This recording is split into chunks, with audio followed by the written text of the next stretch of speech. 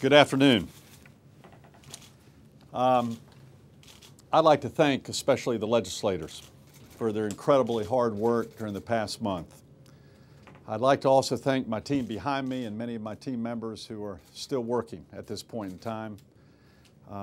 That includes my cabinet members, my policy team, my budget team, and my legislative team who, like many legislators and myself, have not gotten a lot of sleep during the past 48 hours. Now, during this process, there's been a lot of interaction and incredible communications between the executive branch and the legislative branch. There's been passion, there's been debate, there's been, yes, disagreements, there's been consensus, there's been threats of vetoes, but everyone has continued to listen, learn, and many times compromise. However, there were several issues that I refused to compromise on, and I'm pleased to say that this budget falls within their parameters where I do not need to veto this bill, and I'll be proud to sign it. These parameters include teacher pay raises at a rate that is affordable and sustainable, Medicaid eligibility, which has not been reduced, which we demanded even up to the last 48 hours. In addition, something we're very proud of, no teacher assistant reductions for the upcoming year. And we did this without a tax increase. And again, the legislative team and their leadership and my team behind me needs to be congratulated. This is a victory for North Carolina. It's a victory for the people of North Carolina, and it's a victory for continued economic growth. In addition, it's a victory for education, and especially our educators. Now, there are some things we need to improve upon. First of all, I'm constantly, as the executive, worried that too much policy is being put into the budget. And in future sessions, I'm going to continue to express disagreement about policies being put into budgets which have no direct relationship to the budget. I also would highly recommend a future constitutional amendment to have an end date for all sessions, whether they be defined as short or long, as most states do in this nation. I also highly recommend that the minority party, which at this point in time is the Democratic Party, should have a proposed alternative budget in which the public and everyone can see, and which the governor can see, which includes how to pay for their alternative budget. I also continue to express concerns about the escalations of commissions, which we have some constitutionality issues with both now and in the future, which I believe don't have the accountability of the elected official as governor.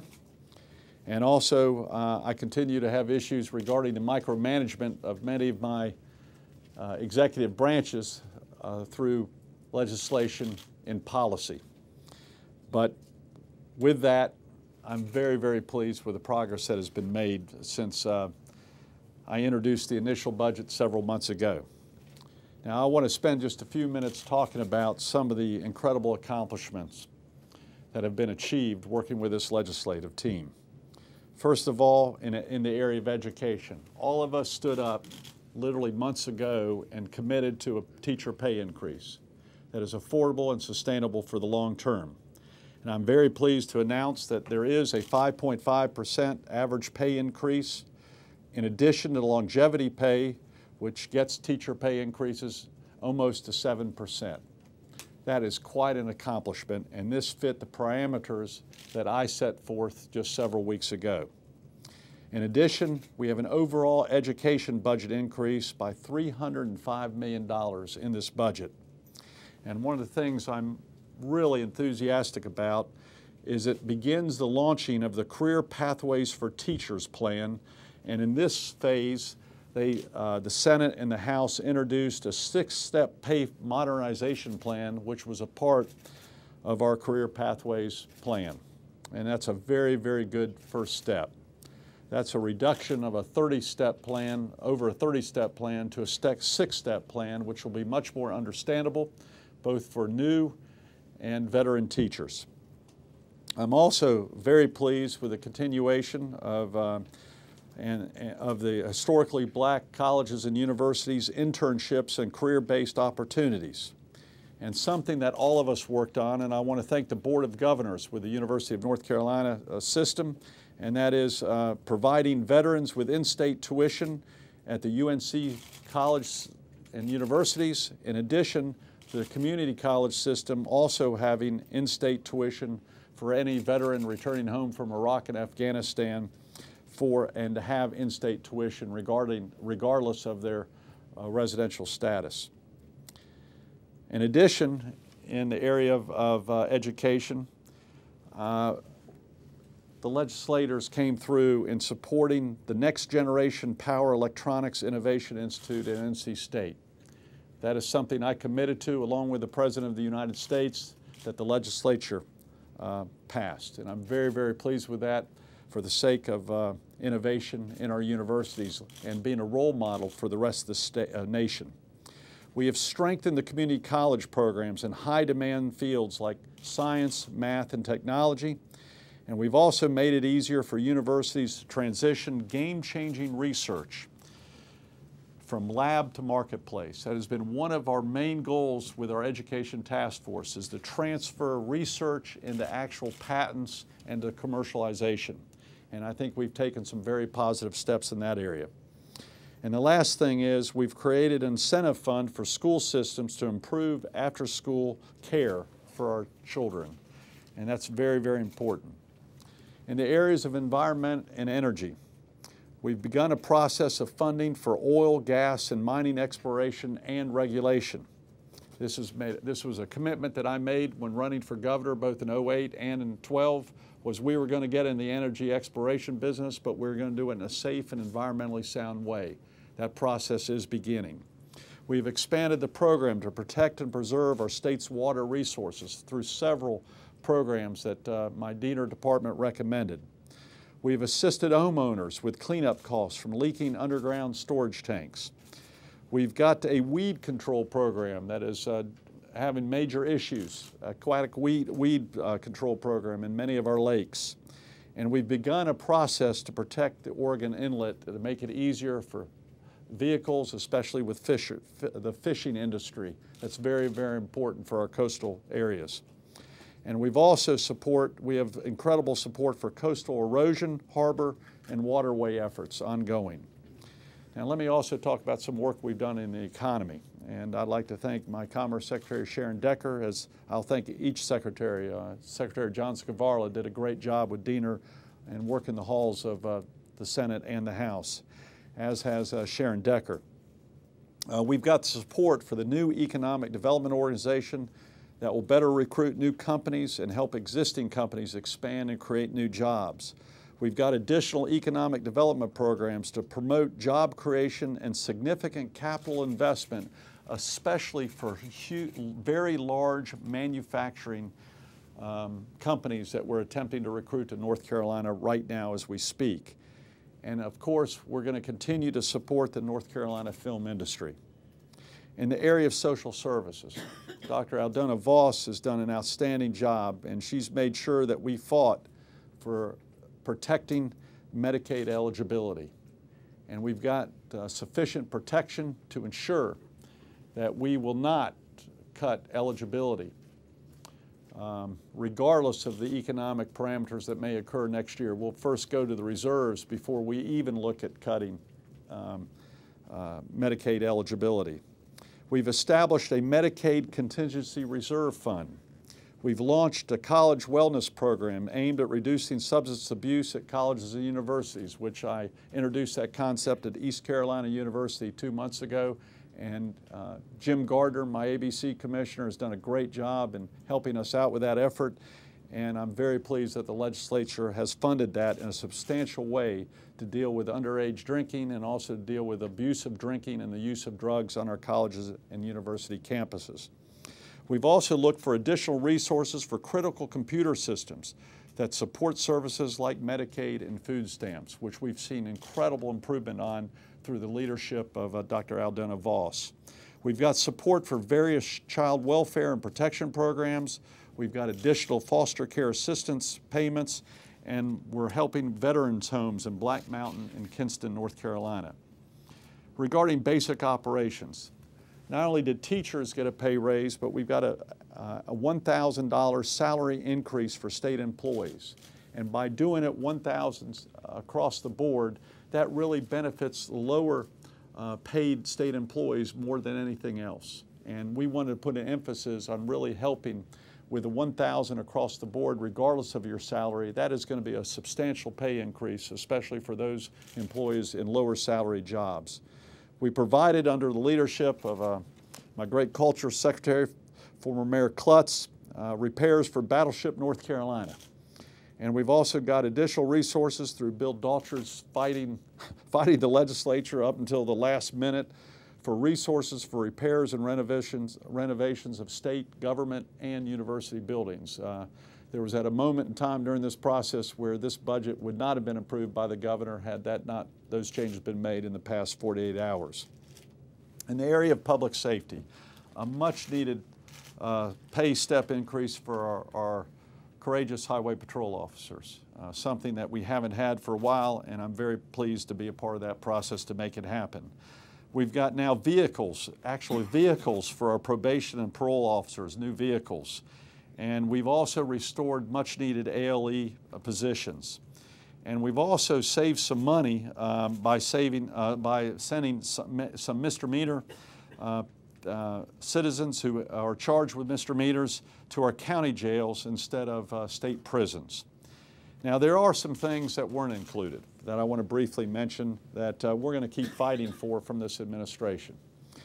We did not get money for our Career Pathways for Teachers pilot program. And I'm telling you right now, Eric Buchanan and my education team, along with Bill Kobe, are going to keep asking for this because we think it's an excellent program to reward teachers based upon their performance and experience and leadership skills and market value. And, but we have at least got the pay scale plan as the introduction for that.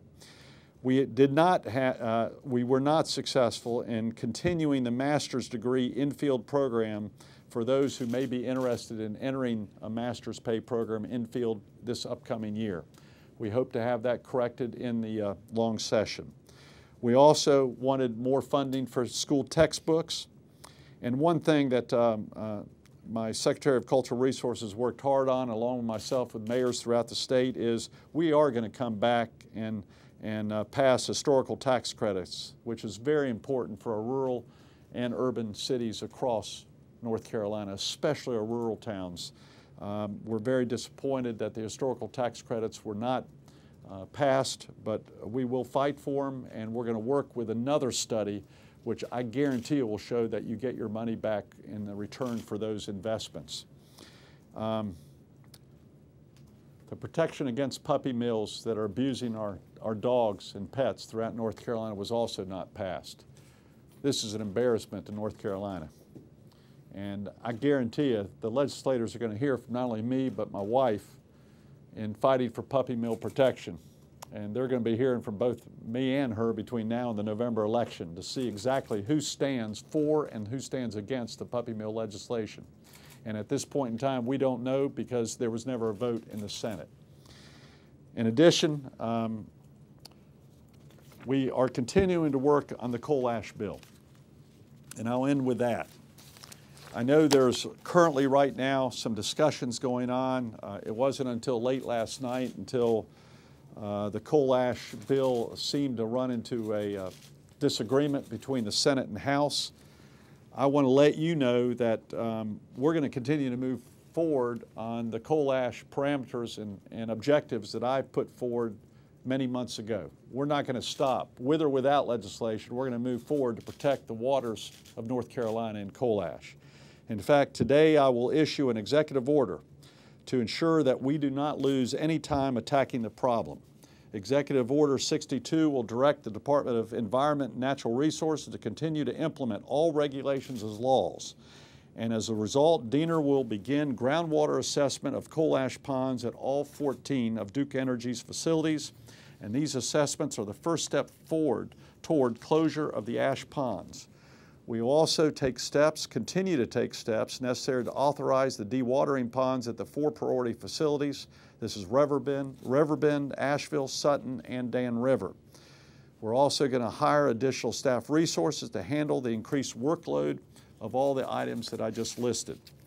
While this executive order moves us forward, it is not a substitute for comprehensive legislation, since it cannot address some existing loopholes. We had some loopholes that were signed into law by my predecessors dealing with dam safety that need to be closed.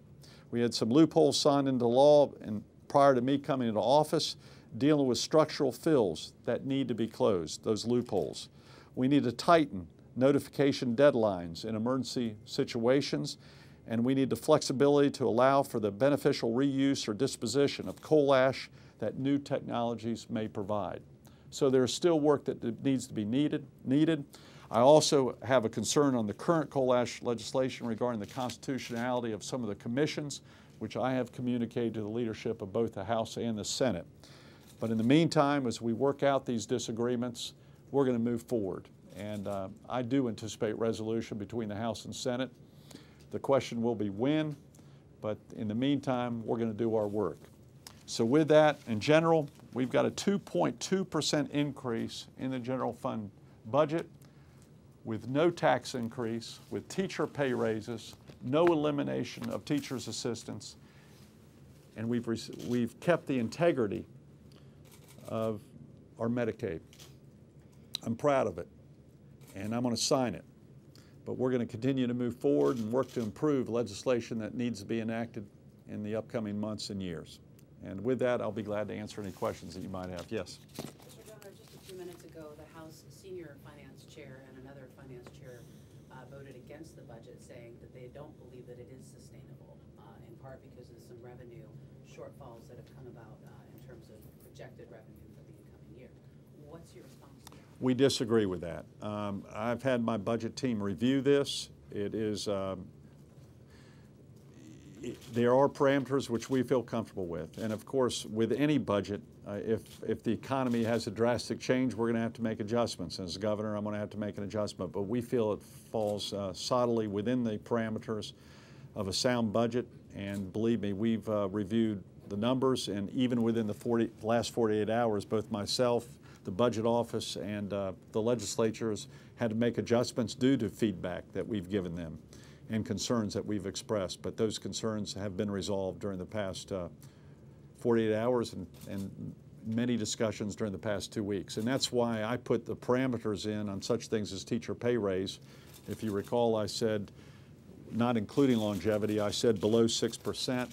Had it gone beyond 6%, not including longevity, we probably would have had some major issues, including some other items. And that's why I was pretty firm on those items, because every percent was $50 million. Any other questions? Yes, sir. Governor, what does it say to you that the legislature came in saying that coal ash was their top priority and couldn't manage to get you a bill? What do you think voters will make of the fact that you and the legislature couldn't address what is a very real and pressing problem? I think they're going to work it out. In the meantime, Diener and my department, the executive department, are going to enforce the rules and laws of North Carolina. I think that in the short term, the really only concern is we do want to close some of the loopholes that were in legislation that was passed long before I became governor of North Carolina. But in the long term, I think we're going to have new rules, and we're going to implement the rules that basically the legislation was following, as leaders of both the House and Senate said. They were following what we recommended and what we were doing anyway. So it will not change a thing that we're doing regarding inspections and enforcement and cleanup. Yes, sir. Your thoughts on the historic property tax credit? You want to keep it going, but the Senate brought out a plan last night to make, I guess, local governments would do grants instead. Yeah. What are your thoughts on that idea? It's not enough. The state needs to be involved, especially to help the rural areas of North Carolina, where we have small rural towns with abandoned buildings in which I want to participate in trying to rebuild the living rooms of many of our small rural towns. And until we rebuild and show economic confidence and fix these abandoned buildings, it's very difficult for myself and Secretary Decker to recruit new businesses if you have decay decayed buildings in many of our small rural towns and many areas of our large urban cities, including the city that I used to be mayor of. So we're going to, myself and Secretary Klutz behind me, she's a former mayor of Salisbury, where she used this tax credit. I use this tax credit. It has nothing to do with tax reform. There is no connection to impacting the tax reform policy that we changed, and we need to change some minds. I wish we could get a vote on it. That's going to be my goal in the long session. Related to that, what's your preference between film industry grants and film industry tax credits? I'm accepting what was passed, and I think it's been a good compromise.